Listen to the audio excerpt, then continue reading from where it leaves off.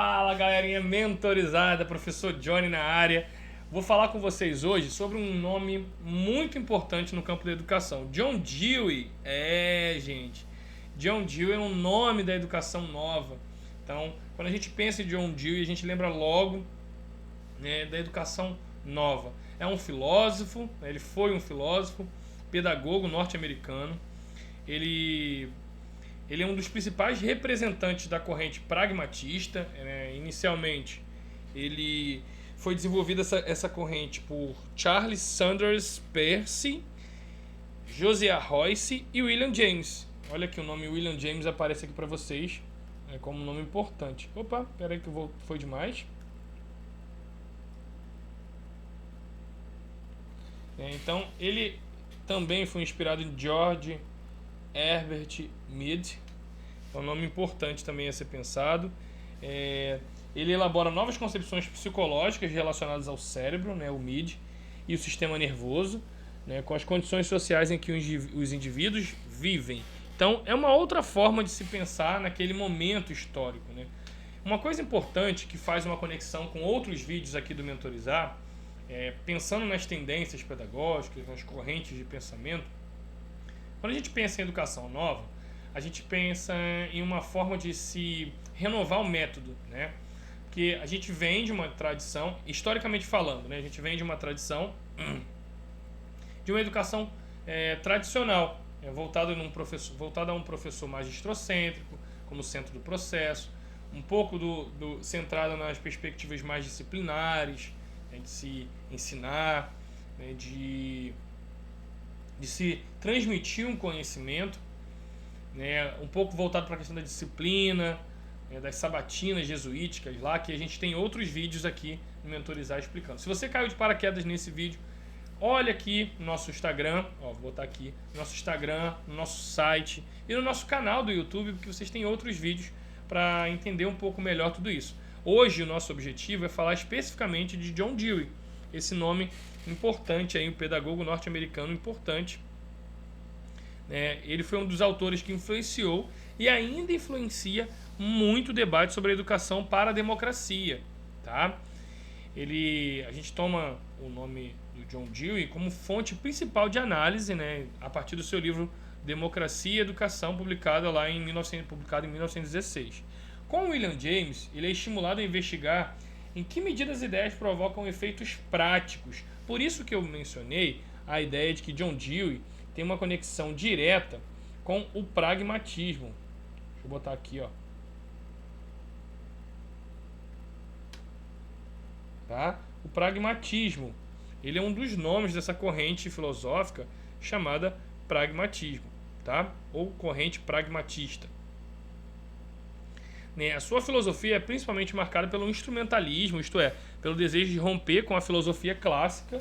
Então, essa corrente de pensamento aí filosófico, né, que fica conhecido como pragmatismo,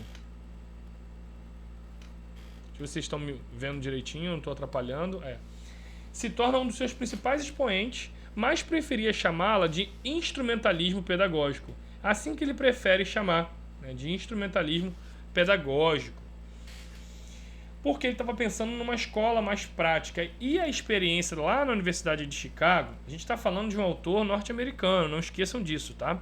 E o método que Dewey escolheu para fazer isso foi chamado de teoria de investigação. É uma ideia baseada na concepção de que a mudança do ambiente ocasiona problemas de adaptação, ou seja, os quais devem ser resolvidos por meio de uma investigação, onde há várias hipóteses, né, e elas são examinadas. As teorias filosóficas tradicionais são então vistas como meios de fornecer hipóteses serem testadas.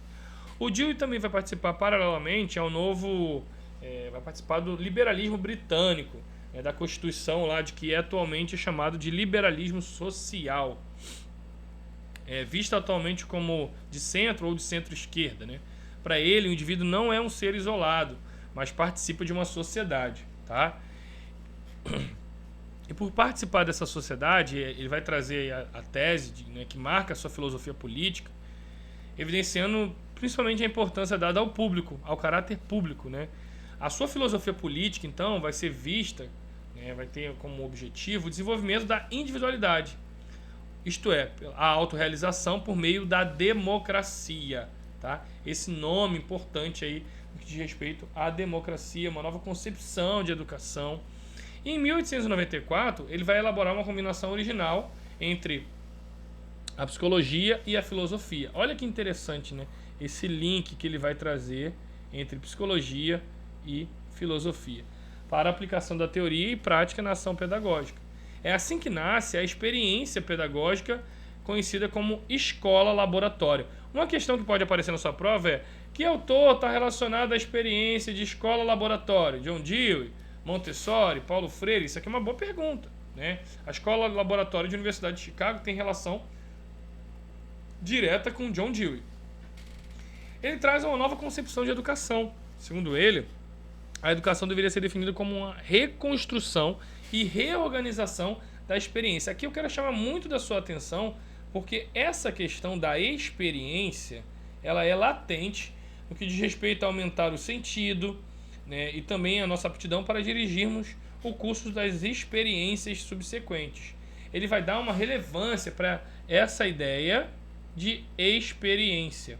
Tá? É importante vocês terem isso aí muito bem assinalado nas anotações de vocês, em todos os escritos de vocês, nos resumos, porque essa ideia de experiência vai marcar a escola, né, segundo o John Dewey, né, enquanto uma própria vida, né? Então, os estudantes e educadores, eles vão se desenvolver, né, ali dentro daí, vão desenvolver na escola uma relação comunitária centrada na formação das crianças para a autonomia. Isso aqui é outro ponto importante, a ideia da autonomia, tá? Segundo John Dewey. De modo que fossem preparadas para o autogoverno em uma sociedade democrática. Essa outra ideia aqui de uma educação para democracia, ela também é ampla e faz parte da biografia, né, de John Dewey, como eu havia mencionado, e toda a sua relação com o liberalismo social, tá? É óbvio, gente, deixa eu falar com vocês aqui. É óbvio que os estudos de John Dewey, né, todas as reflexões, as contribuições dele, a gente não vai conseguir esgotar tudo aqui. O que eu trago para vocês são elementos principais para que na leitura, né, de um texto, para que na elaboração, né, de uma questão aqui, a galera do Mentorizar, ou na resolução de uma questão, né, na hora da sua prova, do seu concurso, você possa ter o feeling de falar assim: poxa, de um dia o cara da educação nova, opa, ele pensava numa educação mais voltada para a questão da experiência, dos sentidos, ele tinha uma conexão com a democracia, e aí você consiga resolver as questões da sua prova sem ter nenhuma dúvida, sem titubear naquelas pegadinhas, tá bom?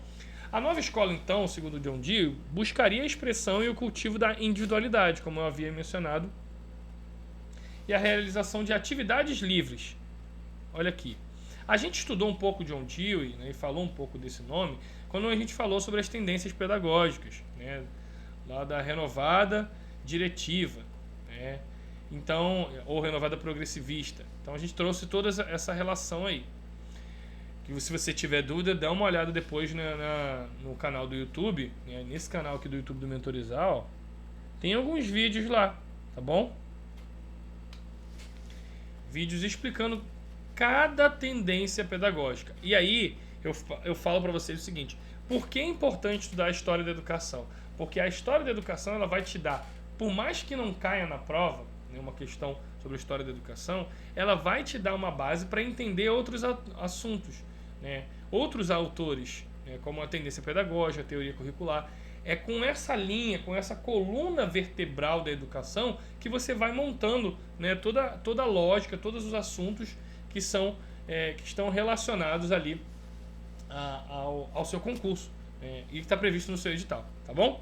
Então vem comigo. As crianças aprendiam mais através das próprias experiências, tornando subsidiários os professores e os livros. Não são dispensáveis, tá? Não é isso. Eles são subsidiários, os professores e os livros.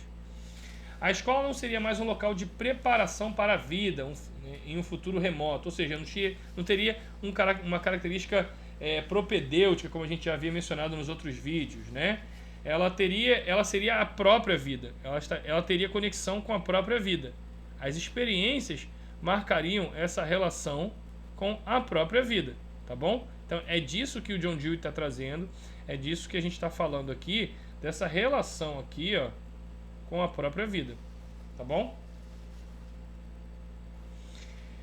No livro, né, Democracia e Educação, a gente tem aqui uma característica importante, né, uma síntese das concepções educacionais de John Dewey, tá? Aparecem os elementos centrais da sua concepção, né, sobre a educação progressiva ou progressivista, né?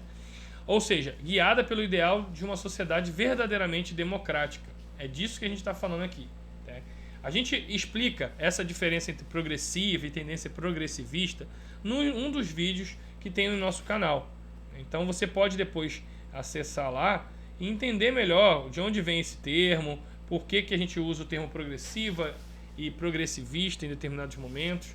Eu não vou entrar nessa seara aqui para a gente não perder muito tempo. Mas o ideal é a gente saber, né, a diferença de onde veio, né, esse termo, quais as influências, né, no campo da educação. E na tendência pedagógica a gente usa o termo progressivista ou pragmatista, tá bom? Renovada, diretiva, progressivista. Ou seja, guiada pelo ideal da vida de uma sociedade verdadeiramente democrática. Então ele vai pensar, né, no progresso nesse sentido, né, segundo John Dewey. Então, para ele, o pensamento reflexivo possibilita que os seres humanos formem suas opiniões conscientemente. A sua opinião vai ser formada conscientemente, prevendo as consequências das suas ações e assim orientando-as de forma ética. Então tem uma perspectiva aí ética nessa relação de John Dewey e suas repercussões.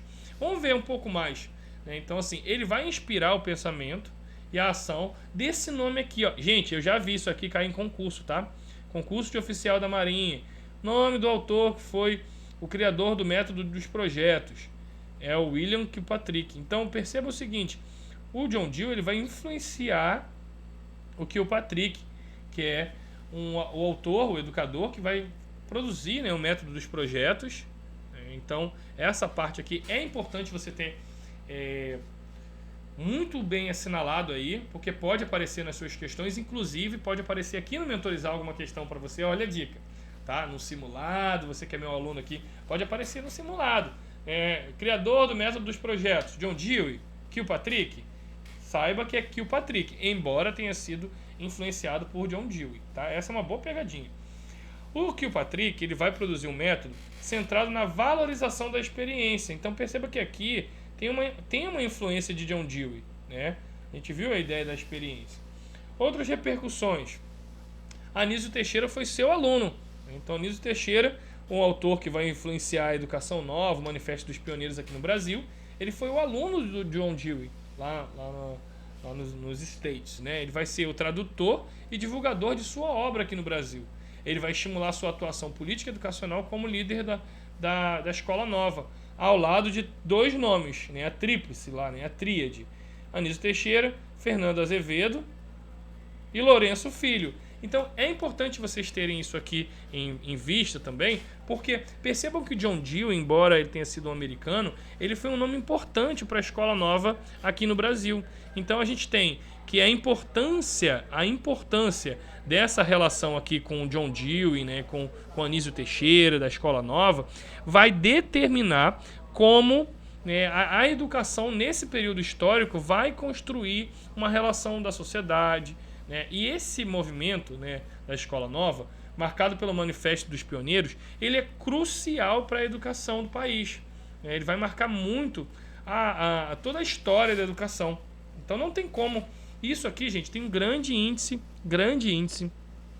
de questões sobre Anísio Teixeira, Fernando Azevedo e Lourenço Filho. Eu já vi, inclusive, cair em prova. Qual das opções abaixo não foi um dos signatários, que não assinou, não representa um dos nomes da Escola Nova? Aí tá lá Fernando de Azevedo, Lourenço Filho, Anísio Teixeira, sei lá, Maria Montessori. Então qualquer outro nome, né, para você escorregar. Isso aqui é uma boa questão de prova, tá? Gente, embora esteja muito boa a nossa conversa, a gente fecha esse segundo bloco, né, dos autores do livro a partir da organização que eu construí, e a gente fecha dessa forma. Em vídeos anteriores você pode ter acesso aí. A gente estudou todos esses conteúdos aqui, José de Anchieta, Comênio, Rousseau, Comte. A gente falou um pouco sobre Anísio Floresta, sobre a importância de José Veríssimo e o período dele na educação republicana. A gente mostrou a relação da Maria Montessori com a sua perspectiva da ciência, né, a sua relação da educação científica, com toda a sua investigação. E a gente também falou aqui sobre John Dewey e a educação nova. Olha que interessante, né? A educação nova, enquanto nome importante aí, o John Dewey ele representa, né?